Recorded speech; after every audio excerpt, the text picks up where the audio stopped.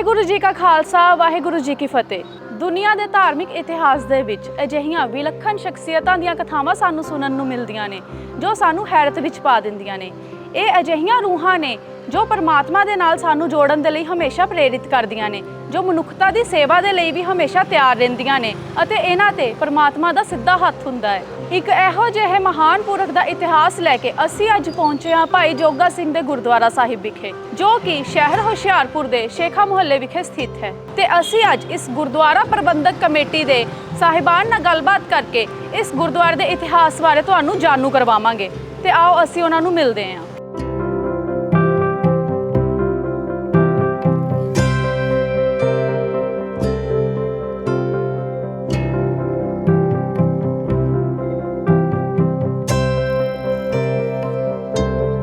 ਤੁਸੀਂ ਗੁਰਦੁਆਰੇ ਦੀ ਇਮਾਰਤ ਦੇਖ ਸਕਦੇ ਹੋ ਤੇ ਆਓ ਚੱਲਦੇ ਪ੍ਰਬੰਧਕ ਕਮੇਟੀ ਦੇ ਮੈਂਬਰਾਂ ਕੋਲ।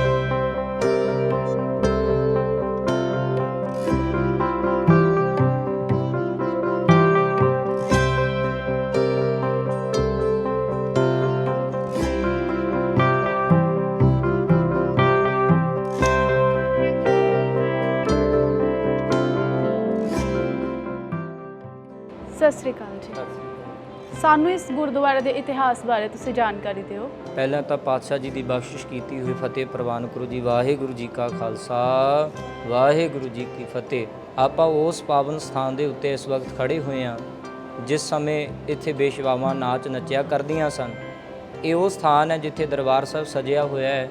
इत्थे जिहड़ी बेशवा सी उस समय दी उहदा मकान सीगा जिथों दी भाई जोगा सिंह जी हुंदे होए आनंदपुर की धरती नूं गए सन। पर पातशाह जी ने अपार रहमत किरपा की, अपने सिख की इज्जत पत रखी, अपने सिख की राखी की। राखी करदे पातशाह जी इस स्थान ते पावन चरण पाए।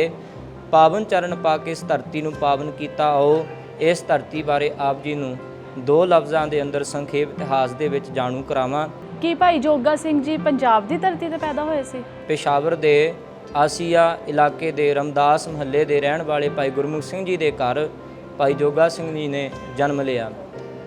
1685 ईस्वी विच भाई जोगा सिंह जी का जन्म होया। भाई जोगा सिंह जी शुरू तो ही गुरु घर दे नाल बड़ा प्यार रखण वाले सूझवान सिख इतिहास दे नाल जाणू कराउंदे सन ते भाई साहब जी बड़े सूझवान सिख सन।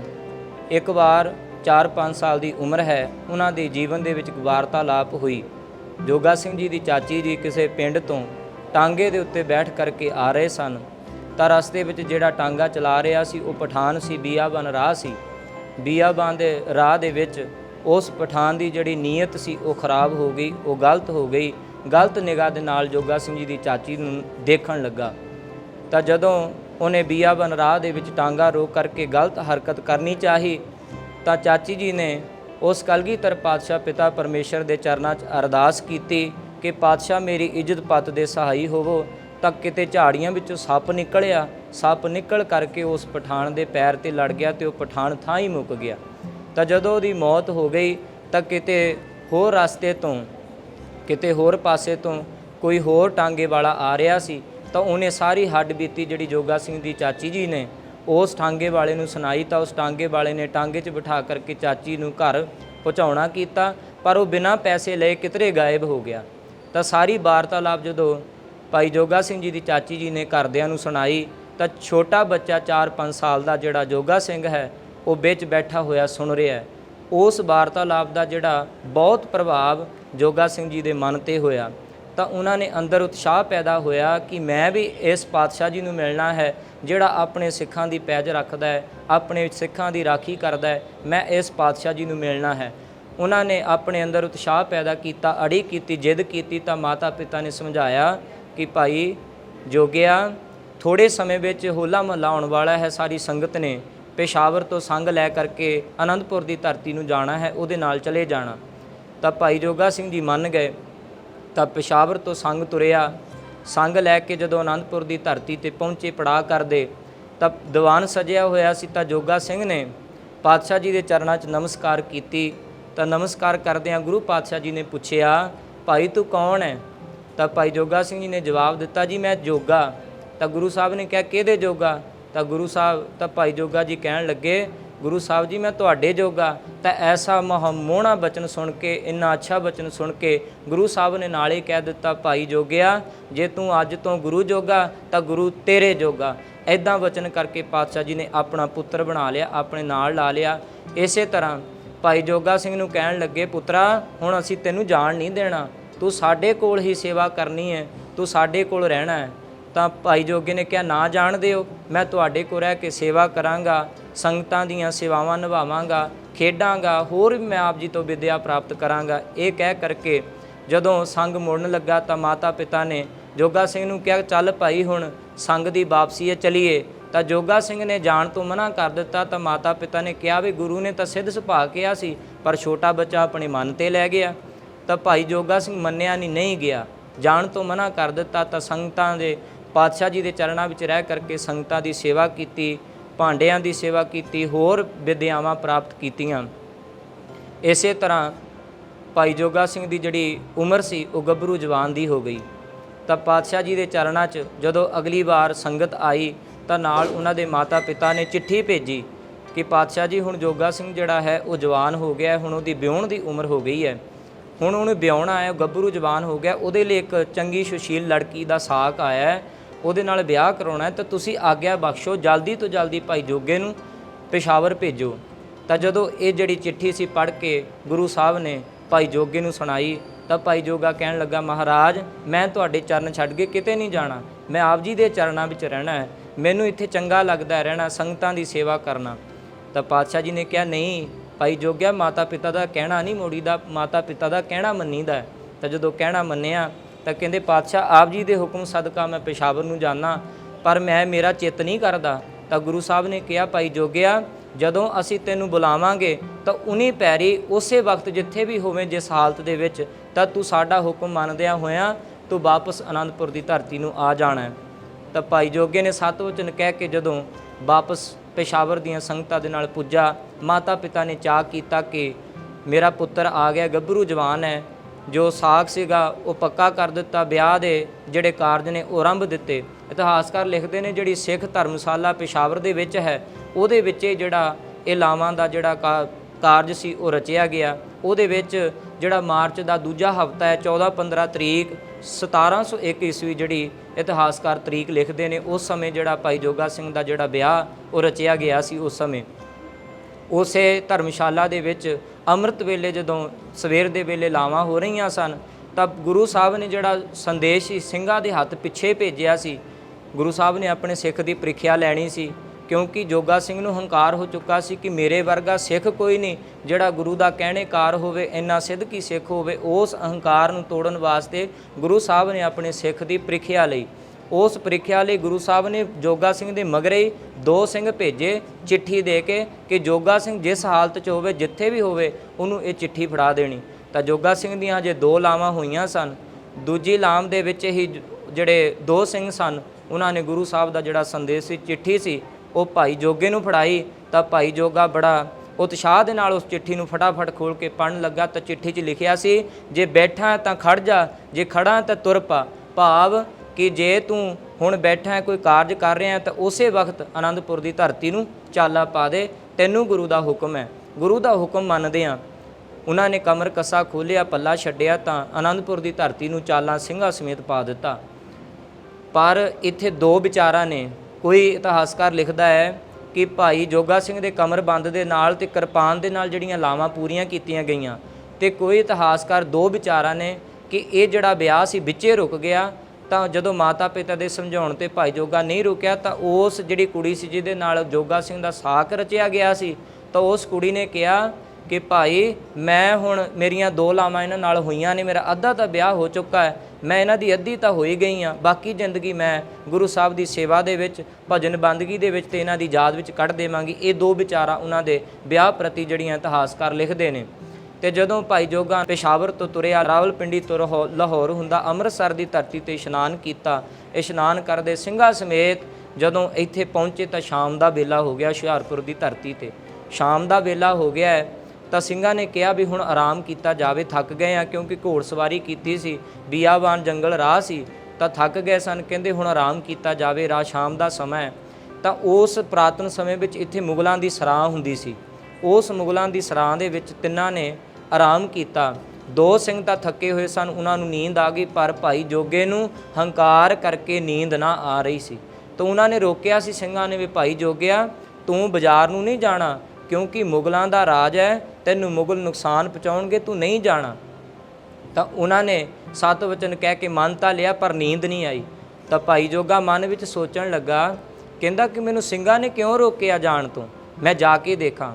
ਤਾਂ ਉਹਨਾਂ ਨੇ ਸ਼ਹਿਰ ਵਿੱਚ ਬਾਜ਼ਾਰ ਵਿੱਚ ਘੁੰਮਦੇ ਘੁੰਮਦੇ ਜਦੋਂ ਇਸ ਮਹੱਲੇ ਵਿੱਚ ਪਹੁੰਚੇ, ਕਿਉਂਕਿ ਜਿਹੜਾ ਹੁਸ਼ਿਆਰਪੁਰ ਸੀ ਨਾ ਪਹਿਲਾਂ 3 ਮਹੱਲਿਆਂ ਵਿੱਚ ਵੰਡਿਆ ਹੋਇਆ ਸੀ, ਮਰਵਾਇਆਂ ਦਾ, ਬਾਲਮੀਕੀਆਂ ਦਾ ਤਾਂ ਬੇਸ਼ਵਾਵਾਂ ਦਾ। ਜਿੱਥੇ ਆਪਾਂ ਖੜੇ ਹਾਂ ਇਸ ਕਿਸੇ ਸਮੇਂ ਬੇਸ਼ਵਾਵਾਂ ਦਾ ਮਹੱਲਾ ਹੁੰਦਾ ਸੀ, ਜਿਹੜਾ ਹੁਣ ਮੁਹੱਲਾ ਸ਼ੇਖਾਂ ਦੇ ਨਾਮ ਤੇ ਜਾਣਿਆ ਜਾਂਦਾ ਹੈ। ਤਾਂ ਇੱਥੇ ਜਿੱਥੇ ਅਸੀਂ ਖੜੇ ਹੋਏ ਹਾਂ ਇਸੇ ਸਥਾਨ ਤੇ ਉਸ ਬੇਸ਼ਵਾ ਦਾ ਮਕਾਨ ਸੀ। ਜਦੋਂ ਭਾਈ ਜੋਗਾ ਇਸ ਗਲੀ ਤੋਂ ਦੀ ਲੰਘਿਆ ਤਾਂ ਉਸ ਬੇਸ਼ਵਾ ਨੇ ਭਾਈ ਜੋਗੇ ਨੂੰ ਇਸ਼ਾਰਾ ਕੀਤਾ। ਜਦੋਂ ਇਸ਼ਾਰਾ ਕੀਤਾ ਤਾਂ ਭਾਈ ਜੋਗਾ ਸਿੰਘ ਨੇ ਉਹਦੇ ਵੱਲ ਦੇਖਿਆ, ਕਿਉਂਕਿ ਸੋਹਣੀ ਇਸਤਰੀ ਵੱਲ ਜਿਹੜਾ ਮਰਦ ਹੈ ਬੜੀ ਛੇਤੀ ਆਕਰਸ਼ਿਤ ਹੁੰਦਾ, ਬੜੀ ਛੇਤੀ ਜਾਂਦਾ ਹੈ। ਜਦੋਂ ਉਹਨੇ ਦੇਖਿਆ ਬੜੀ ਸੁੰਦਰ ਇਸਤਰੀ ਹੈ ਤਾਂ ਗੁਰੂ ਦਾ ਹੁਕਮ ਭੁੱਲ ਕੇ ਕਾਮਵਸ਼ ਹੋ ਗਿਆ। ਜਦੋਂ ਕਾਮਵਸ਼ ਹੋਇਆ ਤਾਂ ਹੁਣ ਉਹਨੇ ਆਪਣੇ ਵੱਲ ਦੇਖਿਆ ਤਾਂ ਸੋਹਣੀ ਦਸਤਾਰ ਬੰਨੀ, ਕਛਹਿਰਾ ਪਾਇਆ, ਕੜਾ ਪਾਇਆ, ਤਾਂ ਸੋਚਣ ਲੱਗਾ, ਕਹਿੰਦਾ ਮੈਂ ਗੁਰੂ ਕਾ ਸਿੱਖ ਹਾਂ, ਮੈਂ ਉੱਧਰ ਨਹੀਂ ਜਾਣਾ। ਆਪਣੇ ਮਨ ਨੂੰ ਧਿਕਾਰਦਿਆ ਹੋਇਆ ਥੋੜ੍ਹਾ ਜਿਹਾ ਅੱਗੇ ਗਏ। ਤਾਂ ਜਦੋਂ ਅੱਗੇ ਗਏ ਪਰ ਕਾਮਵਸ਼ ਕਰਕੇ ਉਹਨਾਂ ਦੇ ਮਨ 'ਚੋਂ ਜਿਹੜਾ ਗੁਰੂ ਦਾ ਹੁਕਮ ਭੁੱਲ ਚੁੱਕਾ ਸੀ ਤੇ ਵਾਰ-ਵਾਰ ਬੇਸ਼ਵਾ ਦਾ ਜਿਹੜਾ ਦ੍ਰਿਸ਼ ਸੀ ਉਹਨਾਂ ਦੀਆਂ ਅੱਖਾਂ ਮੂਹਰੇ ਆ ਰਿਹਾ ਸੀ। ਤਾਂ ਜਦੋਂ ਉਹਨਾਂ ਨੇ ਦੇਖਿਆ ਕਿ ਹੁਣ ਮੇਰੀ ਪੇਸ਼ ਨਹੀਂ ਜਾਣੀ ਤਾਂ ਉਹਨਾਂ ਨੇ ਵਾਪਸ ਉਹ ਗਏ ਤਾਂ ਰਾਹ ਵਿੱਚ ਜਾਂਦੇ ਬਾਜ਼ਾਰ 'ਚ ਘੁੰਮਣ ਚਲੇ ਗਏ। ਉਸ ਚੀਜ਼ ਨੂੰ ਭੁਲਾ ਦਿੱਤਾ ਤੇ ਅੱਗੇ ਜਦੋਂ ਗਏ ਤਾਂ ਉਹਨਾਂ ਦਾ ਦੋਸਤ ਮਿਲਿਆ, ਬਹੁਤ ਪੁਰਾਣਾ ਮਿੱਤਰ ਸੀ। ਉਹ ਘੁੰਗਣੀਆਂ ਵੇਚਣ ਦਾ ਕੰਮ ਕਰਦਾ ਸੀ, ਕਿਉਂਕਿ ਜੋਗਾ ਸਿੰਘ ਜੀ ਦੇ ਪਿਤਾ ਜੀ ਤੇ ਜੋਗਾ ਸਿੰਘ ਜੀ ਜਦੋਂ ਪੇਸ਼ਾਵਰ ਜਾਂਦੇ ਸਨ ਨਾ ਤਾਂ ਉਹ ਵੀ ਘੁੰਗਣੀਆਂ ਵੇਚਣ ਦਾ ਕੰਮ ਕਰਿਆ ਕਰਦੇ ਸਨ। ਤਾਂ ਜਦੋਂ ਮਿੱਤਰ ਨੇ ਪੁੱਛਿਆ, ਭਾਈ ਜੋਗਿਆ ਤੇਰਾ ਤਾਂ ਵਿਆਹ ਰਚਿਆ ਸੀ, ਤੂੰ ਇੱਥੇ ਕਿਵੇਂ? ਤਾਂ ਭਾਈ ਜੋਗਾ ਕਹਿਣ ਲੱਗਾ, ਭਾਈ ਉਹਨੇ ਸਾਰੀ ਵਾਰਤਾਲਾਪ ਜਿਹੜੀ ਸੀ ਉਹ ਆਪਣੇ ਮਿੱਤਰ ਨੂੰ ਸੁਣਾਈ। ਤਾਂ ਮਿੱਤਰ ਕਹਿਣ ਲੱਗਾ ਵੀ ਭਾਈ ਤੇਰੇ ਵਰਗਾ ਕੋਈ ਸਿੱਖ ਨਹੀਂ ਐਸਾ ਸਿੱਧਕੀ ਜਿਹੜਾ ਆਪਣੇ ਵਿਆਹ ਦੀਆਂ ਲਾਵਾਂ ਵੀ ਛੱਡ ਕੇ ਗੁਰੂ ਬਦਲੇ ਆ ਜਾਵੇ। ਜਦੋਂ ਇੱਦਾਂ ਦਾ ਹੁਕਮ ਕੀਤਾ ਤਾਂ ਉਹ ਜਿਹੜਾ ਹੰਕਾਰ ਸੀ ਉਹ ਹੋਰ ਵੱਧ ਗਿਆ ਤਾਂ ਗੁਰੂ ਦੇ ਹੁਕਮ ਨੂੰ ਉੱਕਾ ਹੀ ਭੁੱਲ ਗਿਆ। ਤਾਂ ਜਦੋਂ ਵਾਪਸ ਗਏ ਸਰਾਂ ਦੇ ਅੰਦਰ ਤਾਂ ਹੁਣ ਉਹਨਾਂ ਨੂੰ ਨੀਂਦ ਨਹੀਂ ਆ ਰਹੀ, ਬਾਰ-ਬਾਰ ਉਹੀ ਦ੍ਰਿਸ਼ ਉਹਨਾਂ ਦੇ ਸਾਹਮਣੇ ਆ ਰਿਹਾ ਹੈ। ਜਦੋਂ ਭਾਈ ਜੋਗਾ ਸਿੰਘ ਜੀ ਇਸ ਸਥਾਨ ਤੇ ਦੁਬਾਰਾ ਆਏ ਸੀ ਤਾਂ ਗੁਰੂ ਸਾਹਿਬ ਜੀ ਨੇ ਉਹਨਾਂ ਨੂੰ ਕਿਸ ਤਰ੍ਹਾਂ ਬਚਾਇਆ? ਗੁਰੂ ਸਾਹਿਬ ਨੇ ਆਪਣੇ ਸਿੱਖ ਦੀ ਪੈਜ ਰੱਖਣੀ ਸੀ, ਲਾਜ ਰੱਖਣੀ ਸੀ। ਤਾਂ ਬਾਦਸ਼ਾਹ ਚੌਬਦਾਰ ਦਾ ਰੂਪ ਧਾਰਨ ਕਰਕੇ ਇਸੇ ਮਕਾਨ ਦੇ ਥੱਲੇ ਜਿਹੜਾ ਰਾਹ ਸੀਗਾ, ਦਰਵਾਜ਼ਾ ਸੀ, ਉਹਦੇ ਮੂਹਰੇ ਚੌਬਦਾਰ ਦਾ ਰੂਪ ਧਾਰਨ ਕਰਕੇ ਖੜ ਗਏ। ਜਦੋਂ ਚੌਬਦਾਰ ਦਾ ਰੂਪ ਧਾਰਨ ਕਰਕੇ ਖੜੇ, ਜਦੋਂ ਭਾਈ ਜੋਗਾ ਆਇਆ ਤਾਂ ਉਹਨੂੰ ਕਹਿਣ ਲੱਗੇ, ਹਾਂ ਵੀ ਕਿੱਧਰ ਨੂੰ ਚੱਲਣਾ ਹੈ? ਜਦੋਂ ਪੁੱਛਿਆ ਤਾਂ ਕਹਿੰਦੇ ਮੈਂ ਉੱਤੇ ਜਾਣਾ ਹੈ। ਭਾਈ ਜੋਗਾ ਕਹਿੰਦਾ ਤਾਂ ਮਹਾਰਾਜ ਕਹਿਣ ਲੱਗੇ, ਚੌਬਦਾਰ ਕਹਿਣ ਲੱਗਾ, ਕਹਿੰਦਾ ਮੇਰਾ ਰਾਜਾ ਉੱਤੇ ਗਿਆ, ਪਹਿਲਾਂ ਉਹਨੂੰ ਆ ਲੈਂਦੇ ਫਿਰ ਤੂੰ ਜਾਈਂ। ਜਦੋਂ ਉਹਨੇ ਬਚਨ ਕੀਤਾ ਤਾਂ ਭਾਈ ਜੋਗਾ ਸਿੰਘ ਵਾਪਸ ਮੁੜ ਗਿਆ। ਫਿਰ ਦੂਜੀ ਵਾਰ ਮਨ ਬੇਚੈਨ, ਮਨ ਉਸੇ ਕੌਤਕ ਨੂੰ ਵਾਰ-ਵਾਰ ਚੇਤੇ ਕਰ ਰਿਹਾ ਜਿਹੜਾ ਗੁਰੂ ਨੇ ਵਰਤਾਇਆ, ਪ੍ਰੀਖਿਆ ਲਈ ਹੈ। ਉਸ ਬੇਸ਼ਵਾ ਦਾ ਵਾਰ-ਵਾਰ ਚਿਹਰਾ ਮੂਹਰੇ ਆ ਰਿਹਾ ਹੈ ਤਾਂ ਅੰਦਰ ਤਾਂਘ ਹੈ ਕਿ ਮੈਂ ਕਿਹੜੀ ਘੜੀ ਉਸ ਬੇਸ਼ਵਾ ਦੇ ਕੋਲ ਚਲਾ ਜਾਵਾਂ, ਕਿਉਂਕਿ ਸੁੰਦਰ ਚਿਹਰੇ ਨੇ ਭਾਈ ਜੋਗੇ ਨੂੰ ਮੋਹ ਲਿਆ ਸੀ, ਉਹਨੂੰ ਆਕਰਸ਼ਿਤ ਕਰ ਲਿਆ ਸੀ। ਕਾਮਵਸ਼ ਹੋਣ ਦੀ ਵਜ੍ਹਾ ਕਰਕੇ ਉਹ ਵਾਰ-ਵਾਰ ਬੇਸ਼ਵਾ ਬਾਰੇ ਸੋਚ ਰਿਹਾ ਸੀ। ਜਦੋਂ ਦੂਜੇ ਗੇੜੇ ਆਇਆ ਤਾਂ ਚੌਬਦਾਰ ਨੇ ਕਿਹਾ, ਭਾਈ ਸਿੱਖਾ ਤੂੰ ਸਿੱਖੀ ਦੇ ਬਾਣੇ 'ਚ ਲੱਗਦਾ ਹੈ, ਤੂੰ ਸਿੱਖੀ ਸਿਦਕ ਵਾਲਾ ਲੱਗਦਾ, ਤੂੰ ਬੜਾ ਭਲਾ ਮਾਨਸ ਬੰਦਾ ਲੱਗਦਾ, ਤੂੰ ਕਿਸ ਨਰਕ ਕੁੰਡ ਵਿੱਚ ਜਾ ਰਿਹਾ ਹੈ, ਤੈਨੂੰ ਇੱਧਰ ਨਹੀਂ ਜਾਣਾ ਚਾਹੀਦਾ। ਜਦੋਂ ਥੋੜ੍ਹਾ ਗੁੱਸੇ ਨਾਲ ਕਿਹਾ ਤਾਂ ਭਾਈ ਜੋਗਾ ਵਾਪਸ ਫਿਰ ਮੁੜ ਗਿਆ। ਹੁਣ ਅੰਮ੍ਰਿਤ ਵੇਲਾ ਹੋ ਗਿਆ। ਫਿਰ ਤੀਜੇ ਗੇੜੇ ਜਦੋਂ ਭਾਈ ਜੋਗਾ ਆਇਆ ਤਾਂ ਪਾਤਸ਼ਾਹ ਕਹਿਣ ਲੱਗੇ, ਉਹ ਭਾਈ ਤੂੰ ਸਿੱਖ ਲੱਗਦਾ ਹੈ, ਅੰਮ੍ਰਿਤ ਵੇਲਾ ਹੈ, ਜਾ ਕੇ ਇਸ਼ਨਾਨ ਕਰ, ਇਸ਼ਨਾਨ ਕਰਕੇ ਬਾਣੀ ਪੜ੍ਹ, ਬਾਣੀ ਦਾ ਵੇਲਾ। ਜਦੋਂ ਗੱਲਾਂ ਪਾਤਸ਼ਾਹ ਜੀ ਨੇ ਬੋਲੀਆਂ, ਚੌਬਦਾਰ ਨੇ ਬੋਲੀਆਂ ਤਾਂ ਭਾਈ ਜੋਗੇ ਸਿੰਘ ਦੇ ਮਨ 'ਤੇ ਬੜਾ ਪ੍ਰਭਾਵ ਪਿਆ ਤਾਂ ਗੁਰੂ ਦਾ ਹੁਕਮ ਚੇਤੇ ਆ ਗਿਆ। ਜਦੋਂ ਹੁਕਮ ਚੇਤੇ ਆਇਆ ਉਹ ਕਾਮ ਭੁੱਲ ਗਿਆ, ਬੇਸ਼ਵਾ ਭੁੱਲ ਗਈ। ਸਿਰਫ ਤੇ ਸਿਰਫ ਗੁਰੂ ਦਾ ਹੁਕਮ ਜਦੋਂ ਚੇਤੇ ਆਇਆ ਤਾਂ ਅੰਮ੍ਰਿਤ ਵੇਲੇ ਜਦੋਂ ਉਹਨਾਂ ਨੇ ਆਨੰਦਪੁਰ ਦੀ ਧਰਤੀ ਨੂੰ ਚਾਲਾ ਪਾ ਲਿਆ। ਇਤਿਹਾਸਕਾਰ ਲਿਖਦੇ ਨੇ ਜਦੋਂ ਸਤਲੁਜ ਦਰਿਆ ਦੇ ਕੰਢੇ ਪਹੁੰਚੇ, ਕਿਨਾਰੇ ਪਹੁੰਚੇ ਨਾ, ਤਾਂ ਦਰਿਆ ਦੇ ਵਿੱਚ ਕਹਿੰਦੇ ਉਹਨਾਂ ਨੇ ਬੇੜੀ ਦਾ ਇੰਤਜ਼ਾਰ ਨਹੀਂ ਕੀਤਾ ਵੀ ਕਿਹੜੀ ਘੜੀ ਬੇੜੀ ਆਵੇ ਤਾਂ ਮੈਨੂੰ ਕਿਨਾਰੇ ਪਾਰ ਲਾਵੇ। ਕਹਿੰਦੇ ਘੋੜੇ ਤੋਂ ਉਤਰ ਕੇ ਉਹਨਾਂ ਨੇ ਦਰਿਆ 'ਚ ਛਾਲ ਮਾਰ ਦਿੱਤੀ ਤਾਂ ਤੈਰ ਕਰਕੇ ਦੂਜੇ ਕਿਨਾਰੇ ਤੇ ਪਹੁੰਚ ਕੇ ਵੀ ਕਿਹੜੀ ਘੜੀ ਮੈਂ ਆਪਣੇ ਗੁਰੂ ਦੇ ਕੋਲ ਪਹੁੰਚ ਜਾਵਾਂ। ਇੰਨੀ ਤਾਂਘ, ਇੰਨੀ ਪਿਆਰ ਦੇ ਨਾਲ ਅਨੰਦਪੁਰ ਦੀ ਧਰਤੀ ਤੇ ਪਹੁੰਚੇ ਨੇ। ਤਾਂ ਜਿਹੜੇ ਰਾਗੀ ਸਿੰਘ ਨੇ ਅੰਮ੍ਰਿਤ ਵੇਲੇ ਦਾ ਸਮਾਂ ਸੀ, ਆਸਾ ਦੀ ਵਾਰ ਦਾ ਕੀਰਤਨ ਕਰਕੇ ਹਟੇ ਨੇ। ਤਾਂ ਪਾਤਸ਼ਾਹ ਜੀ ਬੈਠੇ ਨੇ, ਕੀ ਦੇਖ ਰਿਹਾ, ਨਮਸਕਾਰ ਕਰਕੇ ਜੋਗਾ ਸਿੰਘ ਦੂਰ ਜਾ ਕੇ ਗੁਰੂ ਤੋਂ ਬਹਿ ਗਿਆ। ਜਦੋਂ ਬੈਠਾ ਕੀ ਦੇਖ ਰਿਹਾ ਕਿ ਗੁਰੂ ਸਾਹਿਬ ਨੂੰ ਨੀਂਦ ਆ ਗਈ, ਗੁਰੂ ਸਾਹਿਬ ਨੂੰ ਝੋਕ ਲੱਗ ਗਈ। ਤਾਂ ਜਾ ਕੇ ਮਨ 'ਚ ਸੋਚਣ ਲੱਗਾ ਕਿ ਅੱਗੇ ਮੈਂ ਕਦੀ, ਮੈਨੂੰ 7 ਸਾਲ ਹੋ ਗਏ ਗੁਰੂ ਸਾਹਿਬ ਦੇ ਕੋਲ ਰਹਿੰਦਿਆਂ ਨੂੰ, ਕਦੀ ਵੀ ਗੁਰੂ ਸਾਹਿਬ ਦੀ ਅੰਮ੍ਰਿਤ ਵੇਲੇ ਜਿਹੜੀ ਝੋਕ ਨਹੀਂ ਲੱਗੀ, ਇਹ ਕਿਵੇਂ ਲੱਗ ਗਈ। ਜਦੋਂ ਉਹਨੇ ਸੋਚਿਆ ਤਾਂ ਪਾਤਸ਼ਾਹ ਜੀ ਦੇ ਕੋਲ ਜਾ ਕੇ ਕਹਿਣ ਲੱਗਾ, ਮਹਾਰਾਜ ਅੱਜ ਤੁਹਾਡੀਆਂ ਅੱਖਾਂ ਬੜੀਆਂ ਲਾਲ ਨੇ, ਕੀ ਗੱਲ ਰਾਤ ਸੁੱਤੇ ਨਹੀਂ। ਤਾਂ ਗੁਰੂ ਸਾਹਿਬ ਕਹਿੰਦੇ ਸਾਰੀ ਰਾਤ ਮੇਰੇ ਤੋਂ ਬੇਸ਼ਵਾ ਦਾ ਪਹਿਰਾ ਦਵਾਇਆ, ਤਾਂ ਹਜੇ ਜੋਗਿਆ ਪੁੱਛਦਾ ਕਿ ਮੈਂ ਸਾਰੀ ਰਾਤ ਸੁੱਤਾ ਨਹੀਂ। ਤਾਂ ਜਦੋਂ ਇਹ ਗੱਲਾਂ ਪਾਤਸ਼ਾਹ ਜੀ ਨੇ ਆਖੀਆਂ ਤਾਂ ਨਮਸਕਾਰ ਕੀਤੀ, ਤਾਂ ਆਪਣੇ ਮਨ ਨੂੰ ਧਿਕਾਰਦਾ ਹੋਇਆ ਮਾਫੀ ਮੰਗੀ। ਤਾਂ ਐਸਾ ਪਾਤਸ਼ਾਹ ਦਿਆਲੂ, ਸਦਾ ਦਿਆਲ, ਕਿਰਪਾਲੂ ਪਾਤਸ਼ਾਹ, ਬਖਸ਼ਣਹਾਰ ਜਿਹੜਾ ਹੈ, ਲੇਖੇ ਕਤੇ ਨਾ ਛੁੱਟੀਏ, ਖਿਨ ਖਿਨ ਭੁੱਲਣਹਾਰ, ਬਖਸ਼ਣਹਾਰ ਬਖਸ਼ ਲੈ ਨਾਨਕ ਪਾਰ ਉਤਾਰੋ। ਪਾਤਸ਼ਾਹ ਬਖਸ਼ਣਹਾਰ ਹੈ, ਉਹਨੇ ਬਖਸ਼ਿਆ। ਜੋਗਾ ਸਿੰਘ ਫਿਰ ਉਸੇ ਤਰ੍ਹਾਂ ਪਾਤਸ਼ਾਹ ਜੀ ਦੇ ਦਰਬਾਰ ਤੇ ਸੰਗਤਾਂ ਦੀਆਂ ਸੇਵਾਵਾਂ ਨਿਭਾਉਣ ਲੱਗ ਪਏ, ਜਿਵੇਂ ਸੰਗਤਾਂ ਦੀਆਂ ਅੱਗੇ ਸੇਵਾਵਾਂ ਕਰਦੇ ਸੀ। ਕਿਉਂਕਿ ਭਾਈ ਜੋਗਾ ਸਿੰਘ ਨੇ ਜਿਹੜੀ ਸ਼ਾਸਤਰ ਵਿੱਦਿਆ ਵੀ ਪਾਤਸ਼ਾਹ ਜੀ ਤੋਂ ਸਿੱਖੀ, ਗੁਰਮੁਖੀ ਵੀ ਸਿੱਖੀ, ਉਰਦੂ ਵੀ ਸਿੱਖੀ ਤੇ ਫਾਰਸੀ ਵੀ ਸਿੱਖੀ। ਜਿਹੜੀ ਫਾਰਸੀ ਸੀਗੀ, ਭਾਈ ਜੋਗਾ ਸਿੰਘ ਨੇ ਪਿਸ਼ਾਵਰ ਤੋਂ ਜਦੋਂ ਜਾਇਆ ਕਰਦੇ ਸਨ ਪਿਸ਼ਾਵਰ ਨੂੰ, ਉੱਥੇ ਇੱਕ ਮੌਲਵੀ ਸੀ ਜਿਹਦੇ ਕੋਲ ਉਹਨਾਂ ਨੇ ਫਾਰਸੀ ਸਿੱਖੀ ਸੀ। ਇਸ ਬਾਰੇ ਬਹੁਤੇ ਲੋਕਾਂ ਨੂੰ ਨਹੀਂ ਪਤਾ। ਪਿਸ਼ਾਵਰ ਜਦੋਂ ਜਾਇਆ ਕਰਦੇ ਸਨ ਨਾ ਆਪਣੇ ਮਾਤਾ ਪਿਤਾ ਨੂੰ ਮਿਲਣ, ਤਾਂ ਉੱਥੇ ਇੱਕ ਮੌਲਵੀ ਸੀ ਜਿਹਦੇ ਕੋਲ ਰਹਿ ਕਰਕੇ ਉਹ ਫਾਰਸੀ ਸਿੱਖਦੇ ਸੀ। ਤਾਂ ਉਹਨਾਂ ਦੀ ਇੱਕ ਬੇਟੀ ਸੀ ਜਿਹਦਾ ਨਾਮ ਸੀ ਦੀਦੀ ਕਰਕੇ ਮਸ਼ਹੂਰ ਸੀ, ਜਿਹਦਾ ਅੱਜ ਮਕਬਰਾ ਉਸੇ ਸਥਾਨ ਤੇ ਹਾਜ਼ਰ ਹੈ, ਸਾਰੇ ਉਹਦਾ ਦਰਸ਼ਨ ਕਰਦੇ ਨੇ। ਤਾਂ ਜਦੋਂ ਉਹ ਕੁੜੀ ਜਿਹੜੀ ਸੀਗੀ ਮੌਲਵੀ ਦੀ, ਉਹ ਭਾਈ ਜੋਗਾ ਸਿੰਘ ਦੀ ਜਵਾਨੀ ਤੇ ਸੁੰਦਰਤਾ ਤੇ ਬੜੀ ਮੋਹਿਤ ਹੋ ਗਈ। ਉਹ ਕਹਿੰਦੀ ਮੈਂ ਇਹਦੇ ਨਾਲ ਵਿਆਹ ਕਰਾਉਣਾ ਹੈ। ਤਾਂ ਜਦੋਂ ਮੌਲਵੀ ਨੂੰ ਦੱਸਿਆ, ਮੌਲਵੀ ਨੇ ਜੋਗਾ ਸਿੰਘ ਨੂੰ ਬੁਲਾਇਆ, ਕਹਿੰਦਾ ਮੈਂ ਮੇਰੀ ਬੇਟੀ ਨੇ ਤੇਰੇ ਨਾਲ ਵਿਆਹ ਕਰਾਉਣਾ, ਮੈਨੂੰ ਤੂੰ ਬੜਾ ਚੰਗਾ ਲੱਗਦਾ ਹੈ, ਤੂੰ ਇੱਦਾਂ ਕਰ ਆਪਣਾ ਧਰਮ ਪਰਿਵਰਤਨ ਕਰ ਲੈ, ਜੇ ਤੂੰ ਧਰਮ ਪਰਿਵਰਤਨ ਕਰ ਲੈ ਤਾਂ ਮੈਂ ਆਪਣੀ ਬੇਟੀ ਦਾ ਵਿਆਹ ਤੇਰੇ ਨਾਲ ਕਰ ਦੇਵਾਂਗਾ। ਤਾਂ ਭਾਈ ਜੋਗੇ ਨੇ ਜਵਾਬ ਦਿੱਤਾ ਕਿ ਮੇਰੀ ਤਾਂ ਇਹ ਭੈਣ ਲੱਗਦੀ ਹੈ, ਮੈਂ ਆਪਣੀ ਭੈਣ ਨਾਲ ਕਿਵੇਂ ਵਿਆਹ ਕਰਾ ਸਕਦਾ ਹਾਂ। ਜੇ ਤੁਹਾਡੇ ਧਰਮ ਵਿੱਚ ਵੀ ਹੈ ਕਿ ਭੈਣ ਨਾਲ ਵਿਆਹ ਕਰਾ ਸਕਦੇ ਹਾਂ, ਪਰ ਸਾਡਾ ਖਾਲਸਾ ਧਰਮ ਇਸ ਚੀਜ਼ ਦੀ ਇਜਾਜ਼ਤ ਨਹੀਂ ਦਿੰਦਾ ਕਿ ਆਪਣੀ ਭੈਣ ਨਾਲ ਵਿਆਹ ਕਰਵਾਇਆ ਜਾਵੇ। ਸੋ ਇਸ ਕਰਕੇ ਥੋੜ੍ਹੇ ਸਮੇਂ ਬਾਅਦ ਉੱਥੇ ਭਾਈ ਜੋਗੇ ਨੇ ਜਾਣਾ ਛੱਡ ਦਿੱਤਾ। ਸੋ ਇਸ ਤਰ੍ਹਾਂ ਪਾਤਸ਼ਾਹ ਜੀ ਨੇ ਕੌਤਕ ਵਰਤਾਏ।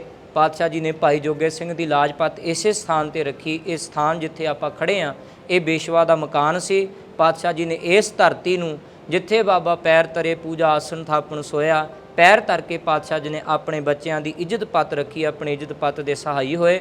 ਪਾਤਸ਼ਾਹ ਜੀ ਨੇ ਧੰਨਵਾਦ ਭਾਈ ਜੋਗੇ ਨੇ ਕੀਤਾ। ਭਾਈ ਜੋਗਾ ਬੜਾ ਜਿਹੜਾ ਆਪਣੇ ਆਪ ਨੂੰ ਧਿਕਾਰਦਾ ਹੋਇਆ ਪਾਤਸ਼ਾਹ ਜੀ ਦੇ ਚਰਨਾਂ ਸੇਵਾ ਕਰਨ ਲੱਗਾ। ਤੇ ਪਾਤਸ਼ਾਹ ਜੀ ਨੇ ਫਿਰ ਹੁਕਮ ਕੀਤਾ ਵੀ ਭਾਈ ਜੋਗਿਆ, ਅਸੀਂ ਤੈਨੂੰ ਤਾਂ ਹੁਕਮ ਕੀਤਾ ਸੀ ਵਾਪਸ ਆਉਣ ਦਾ, ਸਾਨੂੰ ਇੱਕ ਜ਼ਰੂਰੀ ਕੰਮ ਹੈ ਤੇਰੇ ਨਾਲ।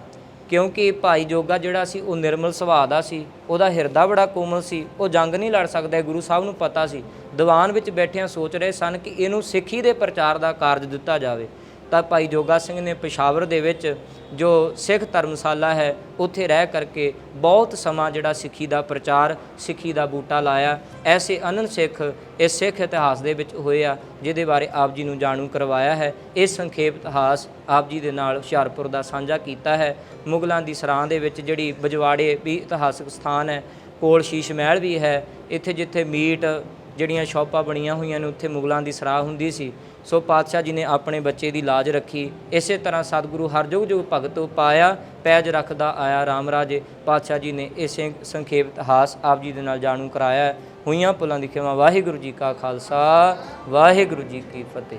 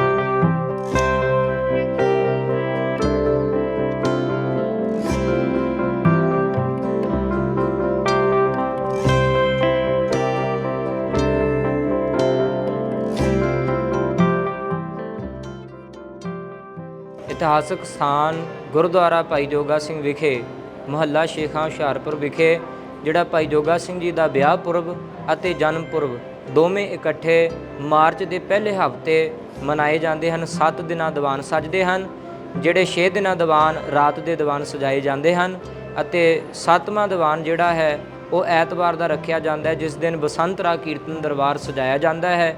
ਇਹਨਾਂ 7 ਦੀਵਾਨਾਂ ਦੇ ਵਿੱਚ ਪੰਥ ਦੇ ਮਹਾਨ ਕੀਰਤਨੀ ਜਥੇ ਕਥਾਵਾਚਕ ਸੰਗਤਾਂ ਨੂੰ ਇਲਾਹੀ ਬਾਣੀ ਦੇ ਨਾਲ, ਕਥਾ ਵਿਚਾਰਾਂ ਦੇ ਨਾਲ ਨਿਹਾਲ ਕਰਦੇ ਨੇ, ਗੁਰ ਇਤਿਹਾਸ ਦੇ ਨਾਲ ਜਾਣੂ ਕਰਾਉਂਦੇ ਨੇ। ਆਪ ਸਮੂਹ ਸਾਧ ਸੰਗਤਾਂ ਨੂੰ ਬੇਨਤੀ ਹੈ ਕਿ ਆਪ ਜੀ ਨੇ ਹਰੇਕ ਸਾਲ ਸੇਵਾਵਾਂ ਨਿਭਾ ਕੇ ਦਰਸ਼ਨ ਦਿਦਾਰੇ ਬਖਸ਼ ਕੇ ਹਾਜ਼ਰੀਆਂ ਭਰ ਕੇ ਜੀਵਨ ਸਫਲਾ ਬਣਾਉਣਾ ਹੈ। ਹੋਰ ਵੀ ਦੀਵਾਨਾਂ ਦੀਆਂ ਜਿਹੜੀਆਂ ਜਾਣਕਾਰੀਆਂ ਨੇ ਉਹ ਆਨਲਾਈਨ ਭਾਈ ਜੋਗਾ ਸਿੰਘ ਜੀ ਦੇ ਜਿਹੜਾ ਪੇਜ ਹੈ ਫੇਸਬੁੱਕ ਦਾ, ਉੱਥੇ ਆਪ ਜੀ ਨੂੰ ਦਿੱਤੀਆਂ ਜਾਂਦੀਆਂ ਨੇ, ਉੱਥੋਂ ਆਪ ਜੀ ਨੇ ਜਾਣਕਾਰੀਆਂ ਪ੍ਰਾਪਤ ਕਰਨੀਆਂ। ਤੇ ਇਸੇ ਸਥਾਨ ਦੇ ਉੱਤੇ ਹੋਮਿਓਪੈਥਿਕ ਡਿਸਪੈਂਸਰੀ ਵੀ ਚਲਾਈ ਜਾਂਦੀ ਹੈ, ਜਿਹੜੀ ਗਰੀਬ ਲੋਕਾਂ ਦਾ ਫ੍ਰੀ ਇਲਾਜ ਬਹੁਤ ਘੱਟ ਰੇਟਾਂ ਤੇ ਇਲਾਜ ਕਰਦੀ ਹੈ। ਸੋ ਬੇਨਤੀ ਹੈ ਆਪ ਜੀ ਨੇ ਸੇਵਾਵਾਂ ਨਿਭਾ ਕੇ ਜੀਵਨ ਸਫਲਾ ਕਰਨਾ। ਤੇ ਇਸ ਗੁਰਦੁਆਰੇ ਦਾ ਪ੍ਰਬੰਧ ਸਰਦਾਰ ਹਰਿੰਦਰਪਾਲ ਸਿੰਘ ਜੀ ਸੇਠੀ ਸਮੂਹ ਮੈਂਬਰਾਂ ਕਮੇਟੀ ਬੜੇ ਪਿਆਰ ਸਤਿਕਾਰ ਨਿਭਾਉਂਦੀ ਹੈ। ਸੋ ਬੇਨਤੀਆਂ ਪ੍ਰਵਾਨ ਕਰਨੀਆਂ ਜੀ। ਵਾਹਿਗੁਰੂ ਜੀ ਕਾ ਖਾਲਸਾ, ਵਾਹਿਗੁਰੂ ਜੀ ਕੀ ਫਤਿਹ। ਤੁਹਾਡਾ ਬਹੁਤ-ਬਹੁਤ ਧੰਨਵਾਦ ਭਾਈ ਸਾਹਿਬ ਜੀ, ਕਿਉਂਕਿ ਤੁਸੀਂ ਸਾਨੂੰ ਇਸ ਗੁਰਦੁਆਰੇ ਦੇ ਇਤਿਹਾਸ ਬਾਰੇ ਬਹੁਤ ਹੀ ਅੱਛੀਆਂ ਔਰ ਵਧੀਆ ਗੱਲਾਂ ਦੱਸੀਆਂ। ਬਹੁਤ-ਬਹੁਤ ਧੰਨਵਾਦ। 13 ਚੈਨਲ ਦੇਖ ਰਹੇ ਸਾਰੇ ਦਰਸ਼ਕਾਂ ਦਾ ਬਹੁਤ-ਬਹੁਤ ਧੰਨਵਾਦ ਤੇ ਅਸੀਂ ਉਮੀਦ ਕਰਦੇ ਹਾਂ ਕਿ ਪਰਮਾਤਮਾ ਸਾਨੂੰ ਬਲ ਬਖਸ਼ੇ ਕਿ ਅਸੀਂ ਅੱਗੇ ਤੋਂ ਵੀ ਤੁਹਾਨੂੰ ਇਤਿਹਾਸ ਨਾਲ ਜੁੜੇ ਹੋਏ ਗੁਰਧਾਮਾਂ ਦੇ ਦਰਸ਼ਨ ਕਰਵਾਈਏ। ਵਾਹਿਗੁਰੂ ਜੀ ਦਾ ਖਾਲਸਾ, ਵਾਹਿਗੁਰੂ ਜੀ ਕੀ ਫਤਿਹ।